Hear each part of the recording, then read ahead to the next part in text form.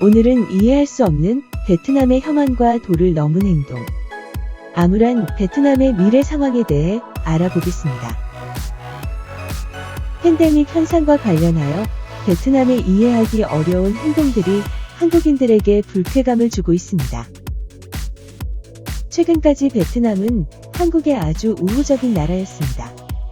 과거에 불행한 일이 있었지만 한국인들은 불행한 과거에 대한 미안함과 함께 더 많은 도움을 주고자 했던 것입니다. 경제 분야에서 1988년에서 2018년 6월까지 미개, 신규, 증액기준 국가별 외국인 투자금액 순위는 한국이 투자 건수 6,957건, 투자금액 616억 달러로 1위에 이어 일본 554억 달러, 싱가포르 451억 달러, 대만 309억 달러 순이었습니다. 이러한 한국의 투자에 베트남은 한국에 친밀하고 우호적인 메시지를 보내고 한국 또한 베트남에 대한 과감한 투자를 단행하였습니다. 그러나 코로나 사태 발생으로 베트남이 어떤 나라인지 알게 되었습니다. 사태 초기 한국은 해외 입국을 막아야 한다는 국내 여론을 무시해 많은 국내 언론으로부터 비난을 받았습니다. 대신 한국은 공격적인 검사를 통해 이 사태를 막으려 했는데 이것이 해외 국가로부터 안 좋은 반응을 불러일으켰습니다. 결과적으로 검사를 많이 해서 확진자가 많이 나온 것입니다. 해외에서는 감염자가 많은 나라라는 오해를 불러일으켰고 결국 다수의 나라들로부터 한국인의 입국 금지를 당했습니다. 그 와중에 베트남의 행동들이 한국인의 공분을 불러일으키게 됩니다. 한국에서 베트남 하노이로 가는 비행기를 탄 한국인 50명이 24시간 가까이 공항에서 억류되고 베트남 하노이로 향하던 우리나라 여객기가 이륙한 지 40분 만에 착륙 금지를 통보받아 긴급 해양한 것입니다. 무비자 입국을 당분간 중단하고 비자를 받아서 입국하는 한국인도 14일 동안 모두 자가 격리 조치하기로 해서 사실상 입국을 금지한 것입니다. 여기에는 일반인뿐만 아니라 경제 기술 관련 인력도 예외가 없어 사태 초기 우리 기업들은 많은 어려움을 겪었습니다. 베트남의 안 좋은 의료 환경이나 영양 문제로 한국을 입국 금지한 것까지는 이해를 하나 한국과의 사전 협의 없이 일방 통보로 진행이 되었다는 것이 문제입니다. 문제는 여기서 그치지 않고 박한서 감독에게도 영향을 미치기 시작합니다. 베트남 현지 온라인 매체는 2일 박한서 감독의 연봉 삭감 왜 할 수 없는가라는 제목의 기사에서 박한서 베트남 축구 대표팀 감독을 향해 고통 분담 차원에서 스스로 연봉을 삭감해야 한다는 보도를 하였습니다. 이번 사태로 전 세계 축구팀들이 긴축 정책을 펴고 있으니 스스로 임금을 삭감해야 한다 보도하며 태국의 일본인 감독의 연봉 삭감과 비교하는 기사를 냈습니다. 이런 분위기는 점점 혐한으로 이어지며 교민들에게도 영향을 미치기 시작합니다.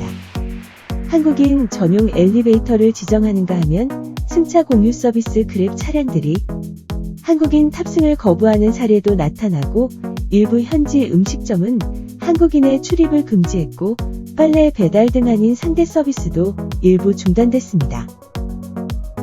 더 기가 찬 것은 태극기를 변형하여 코로나 형상을 집어넣은 것입니다.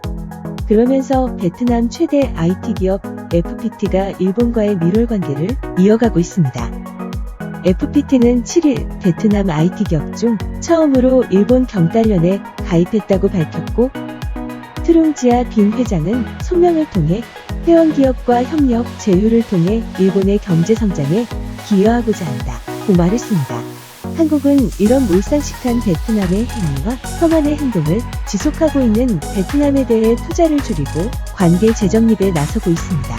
국가 상호주의 원칙에 따라 그동안 우호적이었던 대베트남 정책이 바뀌고 있는 것입니다. 정부는 베트남산 합판 제품에 대한 반덤핑 조사를 시작하고 베트남 최대 투자 기업인 삼성, LG, 현대 등은 베트남의 예측 불가능한 행동으로 인해 베트남을 대체할 다른 나라를 찾고 있는 것입니다. 또한 한국인들은 다시는 베트남을 찾지 않겠다는 사람들이 많아지고 있어 베트남의 관광 수입에 큰 타격을 줄 것입니다. 베트남 정부의 일방적이고 강경한 입국 제한 조치와 베트남 국민들의 태도를 보며 많은 한국인들은 베트남에 대해 실망한 것입니다. 불행하게도 베트남은 차가워지는 한국인의 마음을 잊지 못하고 있습니다. 이번 사태가 장기화될 경우 베트남은 복합 위기에 빠져들 가능성이 높습니다.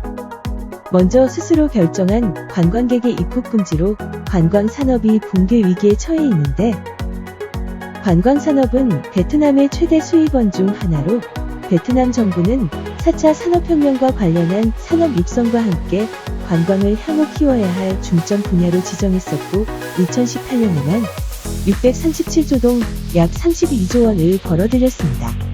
그러나 팬데믹 사태 중인 지금 중국 등 아시아에 국한됐던 올해 첫 2개월에만 베트남의 관광업은 약 70억 달러 이상이 손실이 발생한 것으로 나타났습니다. 또한 성장 중이던 내수 시장도 침체를 면치 못하고 있어 이달 초에 조사한 보고서에 따르면 팬데믹 사태가 향후 6개월 이상 지속되면 베트남 내 74%의 기업이 파산할 것으로 예측될 정도로 베트남의 미래는 비관적입니다. 진정한 친구가 되고자 했던 한국을 무시하고 친일을 하며 험한을 하고 있는 베트남.